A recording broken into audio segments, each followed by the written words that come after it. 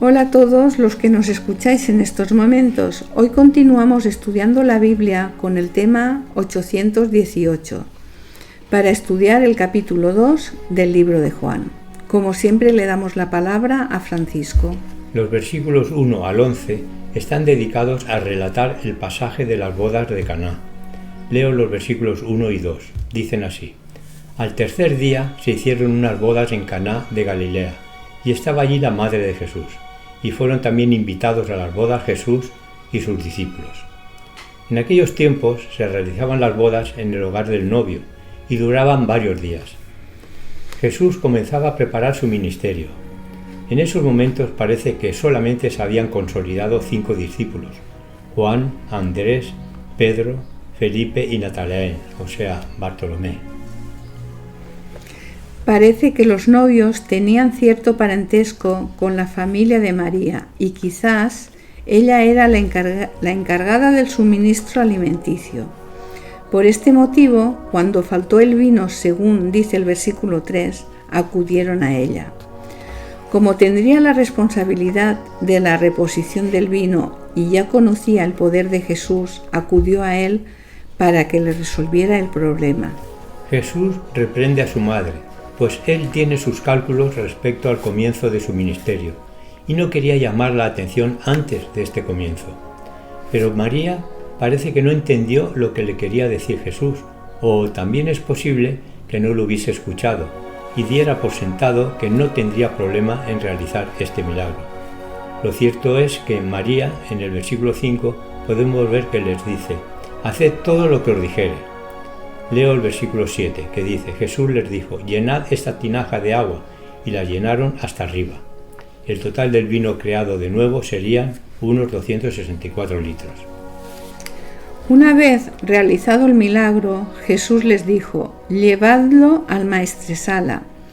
Quería que lo probara el coordinador de las bodas para que no hubiese problemas. Esto lo dice el versículo 8.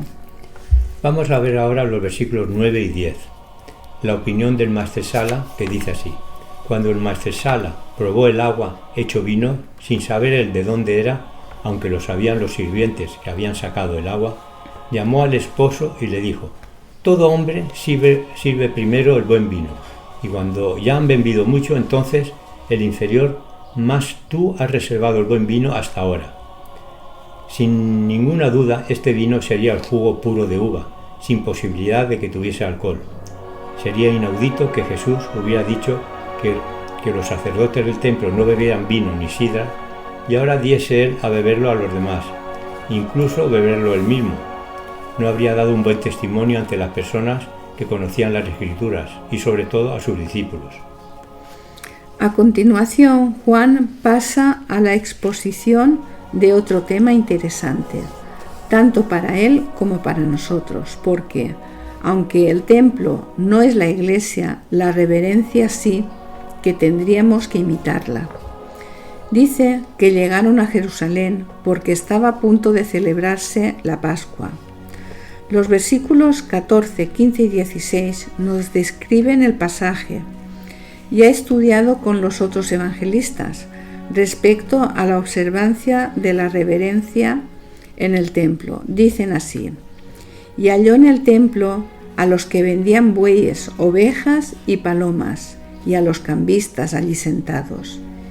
Y haciendo un azote de cuerdas, echó fuera del templo a todos, y las ovejas y los bueyes, y esparció las monedas de los cambistas, y volcó las mesas, y les dijo a los que vendían palomas: «Quitad de aquí esto, y no hagáis de la casa de mi padre casa de mercado». El atrio externo, o atrio de los gentiles, era el escenario del tráfico profano aquí descrito. Esta fue la primera limpieza del templo que hizo Jesús, su primer acto de importancia nacional. Al realizarlo, Cristo declaró su derecho a manejar los asuntos del templo y anunció su misión como el Mesías. La segunda limpieza aconteció 3 años más tarde, en ocasión de la cuarta Pascua. Jesús tenía claro que el templo era el lugar donde moraba Dios entre los hombres. Los que hoy en día concienzudamente procuran hacer de la casa de su Padre una casa de oración, evitarán convertirla en un lugar de pensamientos, palabras o acciones comunes. Desearán entrar en la casa de Dios con respeto y reverencia.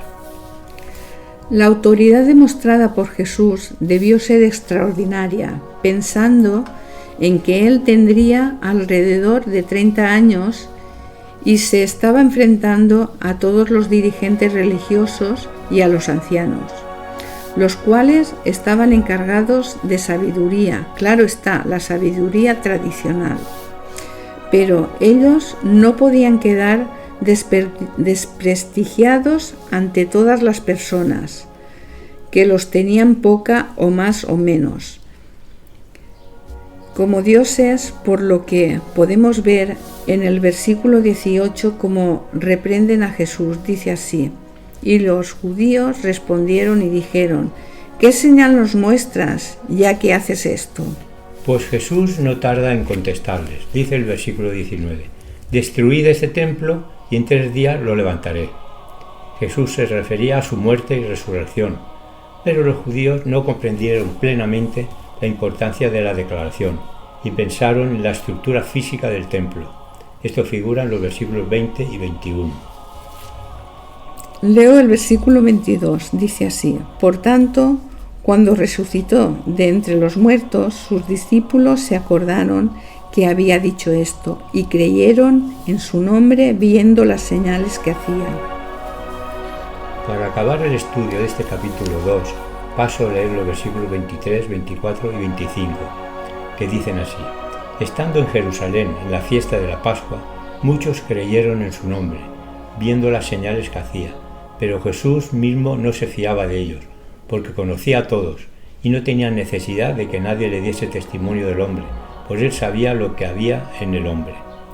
Con frecuencia Jesús leía los pensamientos de los hombres, dándoles así una evidencia de su divinidad. Acabamos el estudio por hoy. Mañana continuamos estudiando la Biblia con el tema 819.